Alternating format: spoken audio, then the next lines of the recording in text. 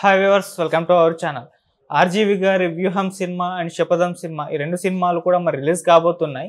అయితే ఒక ప్రెస్ మీట్లో టీడీపీ వాళ్ళు అండ్ జనసేన వాళ్ళు ఈ రెండు సినిమాలను చూస్తారా అన్నదానికి ఆర్జీవి గారు ఒక విచిత్రమైన సమాధానం అయితే ఇచ్చారు. మరి ఆయన ఇచ్చిన సమాధానం ఏంటి, మరి దీనికి టీడీపీ నుంచి జనసేన నుంచి ఎవరైనా రియాక్ట్ అవుతారా లేదా? సో ఈ అంశం మీద డిస్కస్ చేయడానికి ప్రజెంట్ మనతో పాటు సీనియర్ జర్నలిస్ట్ జయదేవ్ గారు ఉన్నారు. వారితో డిస్కస్ చేద్దాం. సార్ నమస్కారం. సార్ టీడీపీ వాళ్ళు అండ్ జనసేన వాళ్ళు ఇది సినిమా చూస్తారా అని అడిగితే బాత్రూంలో కూర్చొని చూస్తారా అని చెప్పేసి ఒక ఫన్నీగా ఆన్సర్ ఇచ్చారు ఆర్జీవి గారు. మరి ఏం చెప్తారు సార్ మీరు ఆయన అన్న ఈ వ్యాఖ్యల పైన? ఆయన మహామేధం అండి. చాలా అంటే తెలుగులో ఒక సామెత ఉంది, తగిలించి తమాషా చూడడం అని అంటారు.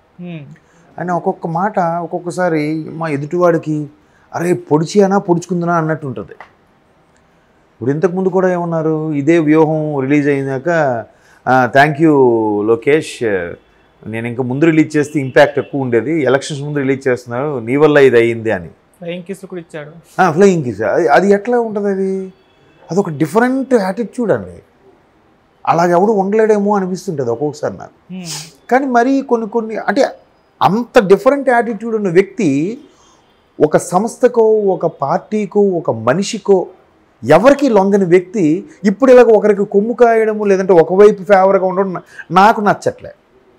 ఒకప్పుడు ఇదే ఆర్జీవి గారు ఏమన్నారంటే, చంద్రబాబు నాయుడు గారు వాళ్ళ మిస్సెస్కి కోసం అసభ్యంగా మాట్లాడు పత్రికాముఖంగా ఏడ్చేశారు కదా. ఎప్పుడు ఆయన అంత బోర్న వేయడం చూడలేదు.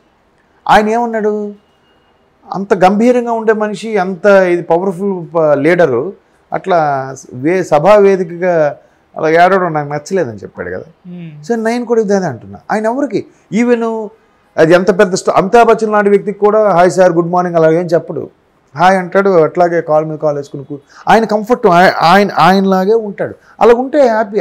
అసలు ఆయనకి అంత ఫ్యాన్ బేసు, ఆయనకి అంత ఫాలోయింగు సోషల్ మీడియాలో కానీ పాన్ ఇండియా లెవెల్లో నిజంగా అంత డైరెక్టర్ అని కానీ లేదంటే చాలామంది టెక్నీషియన్స్ తయారు చేసిన విధానం కానీ ఎంతోమంది శిష్యుల్ని మార్కెట్లోకి వదిలిన వైనం కానీ గ్రేట్. కానీ ఇలాగ ఇప్పుడు ఆయన మళ్ళీ ఒకవైపు ఒక స్టాండ్ తీసుకోవడం నాకు నచ్చలే. ఇది కూడా ఇప్పుడు పవన్ కళ్యాణ్ గారు వకీల్ సాబ్ సినిమాకు దేనికో అనుకుంటా కదా రేట్లు బాగా తగ్గించేశారు. మళ్ళీ ఒక్కసారి ఆ రేట్ల కోసం ఇండస్ట్రీలో ఎంత ఉన్నప్పుడు కూడా ఏం మాట్లాడిన వ్యక్తి ఆయన 2 పెగ్గలు వేస్తూ కూడా ఒక వీడియో చేస్తూ సోషల్ మీడియాలో పెట్టారు ప్రభుత్వాన్ని ప్రశ్నిస్తూ. ఇప్పుడు హీరోలకి ఎంతెంత ఇస్తున్నామంటే మీరు తీయండి, మీరు మీ కొడుకులు పెట్టి చేయండి, చేయగలరా మీరని ప్రభుత్వాన్ని ఎన్నో రకాలుగా ముప్పతిప్పులు పెట్టి ప్రశ్నించాడు ఆయన. అటువంటి ఆయన ఒక్కసారి పేరు నాని గారిని ఎవరినో కలవడానికి వెళ్ళారు కదా అమరావతి, ఇక్కడ నుంచి ఒక్క ఆయన వెళ్ళాడు. ఆ తర్వాత సీన్ మారిపోయిందబ్బా, ఏం జరిగిందో తెలియదు. మరి ఆయన వీళ్ళు అడిగారా బిజినెస్ పరంగా, సార్ మీరు మాకు ఎట్లాంటి సినిమాలు చేసి పెట్టండి, మీకు ఇలా డీల్ ఇస్తాం లేదా మీకు ఇంత అమౌంట్ ఇస్తామని చెప్పారా, లేకపోతే ఈయనకే వాళ్ళ స్టైల్ నచ్చి అటు వెళ్ళాడా అనేది క్వశ్చన్ మార్కే. మేబీ అలాగే అనుకుంటాం కదా ఎవ్వరికి. ఇప్పుడు ఆయనకి గుడ్ మార్నింగ్లు సార్ బాగుంది, ఇంటర్వ్యూలో కూడా సార్ ఎలా ఉన్నారు బాగున్నారంట, ఇది రొటీన్ సబ్జెక్ట్లోకి రా, ఎన్నిసార్లు అడుగుతావు, బాగుంటే కదా ఇక్కడికి వచ్చాను, ఇట్లాంటి నైజం అయింది. మరి అటువంటి నైజం ఉన్న వ్యక్తి మరి ఒకవైపు ఎట్లా కొమ్ము కాస్తాడు, ఒకవైపు ఎలా ఉంటాడు ఆయన? పవన్ కళ్యాణ్ అంటే నాకు చాలా ఇష్టం, పవన్ కళ్యాణ్ హీరో ప్రొడక్టు, లేదంటే పవన్ కళ్యాణ్ లాంటి లీడర్ లేడు అని చాలా చెప్పాడు ఆయన. మొదట్లో శ్రీరెడ్డి గారితో అంతా జరిపించిందంతా శ్రీరెడ్డి గారితో అసలు అలా చేయించింది నేనే అన్నట్టు కూడా ఒకనొక టైంలో లీక్ చేశారు. మరి ఏమనుకోవాలి అతను మెంటల్, అతను నైజం అది. అతను డిఫరెంట్గా చెప్తాడు ఆయన. పొద్దున్న లెగ్గాను మీరు ఏం చేస్తారంటే జనరల్గా ఎవరైనా ఏం చేస్తారు, యోగా అంటారు, ఎక్సర్సైజ్ అంటారు, లేదా వాకింగ్ అంటారు, ఇంకేదో అంటారు, పూజ చేసుకుంటూ ఉంటారు. పొద్దున్న లెగ్గానే ఫోన్ వీడియోస్ చూస్తారని చెప్పాడు ఆయన. నిరభ్యంగా నిస్సిగ్గుగా చెప్పాడు ఆయన. ఆయన స్టైల్ అది. ఇప్పుడు కూడా ఎలా చెప్పాడు ఆయన, నా సినిమాలు బయట అందరూ చూస్తే బాగోదని చెప్పి బాత్రూంలో చూస్తారు. బాత్రూంలో ఎందుకు చూస్తారు, ఎవరు తెచ్చుకుని ఎందుకు చూస్తాడు, ఎంతవరకు ఎలా చూపించాడని కసిగా చూస్తారు కదా. ఇది కావాలని ఈ డైరెక్టర్ కావాలని చూపించాడా, లేదా పావలాకి 5 రూపాయలు యాక్షన్ చేసి చూపించాడా? పావలాకి రూపాయి యాక్షన్ అయితే పర్వాలేదు, మరి పావలాకి 5 రూపాయలు యాక్షన్ చేసి చూపిస్తేనే. అంటే సినిమా అంటేనే కొంచెం మసాలా యాడింగు కొంచెం ఎక్స్ట్రా వెర్షన్ ఉంటుంది. మరీ ఎక్కువ చేస్తే ఇప్పుడు మనిషి ఇక్కడ కొట్టగానే అక్కడ పడడం అనేది సినిమా మసాలా, అలా ఎక్కడ ఊరవతల పడడం అనేది ఎక్స్ట్రీమ్ లెవెల్ కదా. అలాగే చూపించే ఎవరికైనా మనోబలం ఇది మనోడు ఎలా చూపించాడు చూద్దామని, నెక్స్ట్ మన గవర్నమెంట్ రాకపోతుందా అన్నట్టు కూడా చూస్తారు ఓపెన్గా. మరి మొన్న వ్యూహం ఓకేనా, ముందు స్టే ఇవ్వక ముందు స్టే ఇచ్చిన రోజు దానికి టీడీపీ కార్యకర్తలు వెళ్ళారు తెలియదు, కానీ జనసేన కార్యకర్తలు వెళ్ళారు చూడడానికి. వెళ్తే కదా గొడవ అయింది వాళ్ళకి వీళ్ళకి. మరి ఆ న్యూస్ ఈయన చూడలేదా? ఓపెన్గా బాహాటంగానే వచ్చారు కదా. మా నాయకుడిని లేకపోతే టీడీపీ అధినేత చంద్రబాబు నాయుడు గారిని ఎలా చూపించారో తెలుసుకోవడానికే కదా వచ్చారు కార్యకర్తలు. మరి బాహాటంగా వస్తే మళ్ళీ ఈయన బాత్రూంలో చూస్తారంటే వ్యంగ్యం, వెటకారం, రెచ్చగొట్టేతనం.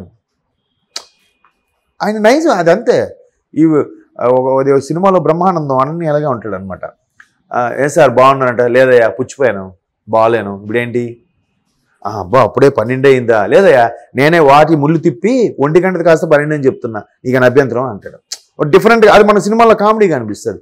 ఇక్కడ చూస్తే ఒక వెటకారము, వ్యంగ్యము, కొంత కామెడీ ఇట్లా కూడా ఉంటుంది. కొన్నాళ్ళకి ఏమవుతుందంటే అంత టాప్ ఇమేజ్ ఉన్న ఇండియన్ టాప్ డైరెక్టర్స్లో ఒకరిగా పేరు తెచ్చుకున్న ఆర్జీవి గారిది ఏదో పెడతాడులేరా, ప్రెస్ మీట్ ఇప్పుడు ఈయన ఏం తెస్తాడులేరా అనే ఫీలింగ్ వచ్చేస్తుంది కదా. దానికి ఆయనే చెప్తాడు, మీరు చూడకండి నేను అలా అనుకోవట్లేదు అని కూడా అంటాడు. ఓకే, నేను అనేది ఆ ప్రాధాన్యత తగ్గిపోద్దు. రేపు ప్రెస్ మీట్ పెట్టినా ఎవరు పట్టించుకోరు, సినిమా తీసినా ఎవరు పట్టించుకోరు.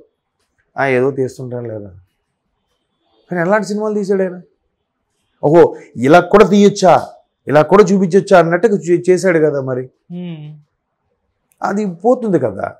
పోయినా నేను చెప్పానా, నాకెవరు ఫాలో అవ్వమని చెప్పానా అన్నట్టు కూడా అంటాడు. మొన్న ఆయన ఇంటి మీదకి దాడికి వచ్చా ముందు నన్ను ఎవడేం చేయలేడు అన్నాడు. తర్వాత ఆయన ఇంటి మీదకి వెళ్తే పోలీసులు కంప్లైంట్ ఇస్తే కొన్ని కుక్కలు వచ్చాయి అని కూడా స్టేట్మెంట్ ఇచ్చాడు. ఏదో ఎక్స్లో అందులో స్టేట్మెంట్ ఇచ్చినట్టున్నారు. మరి అది భయపడ్డం ఎందుకు, కుక్కలు అనడం ఎందుకు? పోలీసులు రాగానే కుక్కలు తోక ముడిచాయని అనడం అంటే ఇవన్నీ ఏంటంటే రెచ్చగొట్టే ధోరణి. దానికి మనం ఏం చేయలేం. ఆయన వెర్షన్ అయింది, ప్రతిది కూడా ఆయన వ్యంగ్యంగా అంటాడు. ఒక్కొక్కసారి ఏదో ఒక సభలో నాకు బాగా గుర్తు, మీరు సైలెంట్గా ఉండకపోతే ఒక్కొక్కరిని చెదగొట్టేస్తానని అన్నాడు ఆయన. దానికి ఇదేంటిది ఎంతమంది ఫ్యాన్స్ పట్టుకుని అలా అనేసాడు. తర్వాత ఇంకో ఇంటర్వ్యూలో చెప్పాడు ఆయన, ఎట్లా అంటే నాకు 100 మంది ఉన్నప్పుడు అంటే వాళ్ళు తిరగబడతారు, 10 మంది తిరగబడతారు, లక్షలు ఉన్నప్పుడు అలా అంటే నాకు కాదులే అని ఎవరు కావాలి అనుకుంటారని ఒక రకమైన సైకాలజీ జోడించి చెప్పాడు ఆయన. అంత మేధావి ఆయన. ఇంకా మరి అంత మేధావితో ఉన్నప్పుడు ఏం మాట్లాడతాం? అది ఆయన విజ్ఞతగా వదిలేయాలి. మరి అలా అయితే ఇది మాత్రం చూపించాలి. ఎప్పుడైతే అక్కడ బాత్రూంలో చూస్తారు అన్నప్పుడు ఇటుపక్క జర్నలిస్ట్ కూడా ఒక మాట చెప్పాలి. నిజంగా బాత్రూంలో చూసేవాళ్ళు థియేటర్కి ఎందుకు వచ్చారు, థియేటర్లో వైసీపీ కార్యకర్తలు జనసేన కార్యకర్తలు గొడవపడ్డారు సార్, అది మీకు తెలియదు అని అడగాలి. అడిగినప్పుడు ఏం చెప్పేవారో చూద్దాం. ఆ స్పాంటేనిటీ ఉండాలి జర్నలిస్టుల్లో కూడా. ఆయన ఏదో చెప్పాడు కదా నవ్వేసి ఊరుకుంటే ఎలా అవుతుంది? మళ్ళీ అది కూడా తిప్పి ఒకటే ప్రశ్న, ఆర్జీవి గారు అంటే ఒక ఇమేజ్ కదా, మీరు ఇలాంటి సినిమాలు తీయడంలో మీ ఇది ఎందుకే? నా చిన్నప్పుడు క్వశ్చన్ ఇది. అంతే కదా.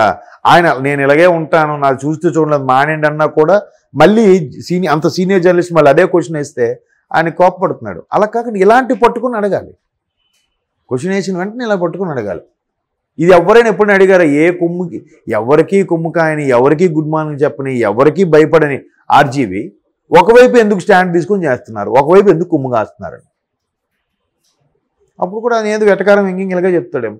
లేదంటే నేను చాలాసార్లు చెప్పాను ఈ క్వశ్చన్ కాదు, ఇంకేటేదో అడగండి అని అంటాడు ఆయన. మాట దాటి తెచ్చుకోడు. అదొక టాలెంట్, అదొక తెలివి. Right. Thank you so much sir.